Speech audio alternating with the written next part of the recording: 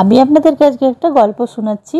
গল্পের মূল বার্তা, ভক্তি বাইরে নয়, হৃদয়ের গভীরে। আসল ভক্তি বা ঈশ্বরের বাইরে কর্মের নয়, বরং মনের ভেতরে স্বচ্ছতা। তো চলুন শুরু করছি গল্পটা। এক মেঘলা দুপুর, বৃন্দাবনের যমুনার তীরে কদম গাছের তলায় বসে আছেন শ্রীকৃষ্ণ। পাশে তার প্রিয় সখী রাধা। কৃষ্ণ বাঁশি বাজাচ্ছেন, কিন্তু রাধার মন আজও ভারাক্রান্ত।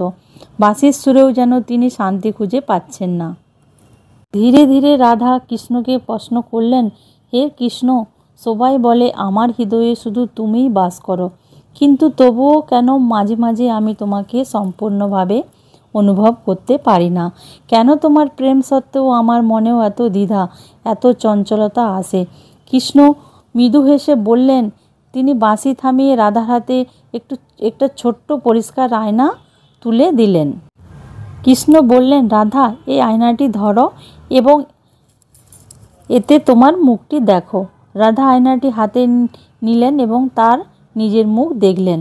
কৃষ্ণ শান্ত স্বরে বললেন, রাধা, তোমার হৃদয় এই আয়নার মতোই স্বচ্ছ, নির্মল। যখন তুমি আয়নাটিকে সম্পূর্ণভাবে আমার দিকে মুখ করে ধরো, তখন তুমি আমারই প্রতিচ্ছবি দেখতে পাও। তোমার হৃদয়ে কোনো কামনা বা অহংকার এবং ধূলিকণা পড়ে, অথবা যখন তুমি এটি নিজের দিকে ফিরিয়ে নাও, তখন তুমি কেবল নিজের মুখ বা আশেপাশের জগৎ দেখতে পাও, আমাকে দেখতে পাও না। তিনি আবারও বললেন, আমার প্রেম তো সর্বদা তোমার ভেতরেই আছে, যেমন আকাশের সূর্য সর্বদা বিরাজমান।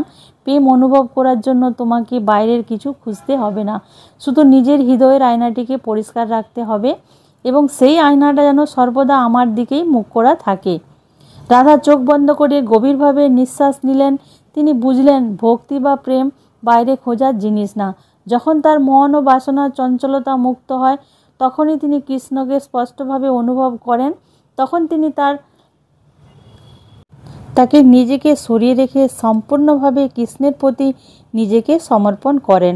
তখনই সেই প্রেম পূর্ণতা লাভ করে। তিনি আয়নাটি কৃষ্ণের চরণ স্পর্শ করালেন এবং বললেন, হে প্রিয়, এখন থেকে আমার হৃদয়ের আয়না সর্বদা তোমার দিকেই থাকবে, শুধু তোমার লীলাই তাতে প্রতিফলিত হবে। কৃষ্ণ হাসলেন, সেই হাসিতে যেন বৃন্দাবনের সমস্ত ফুল ফুটে উঠল।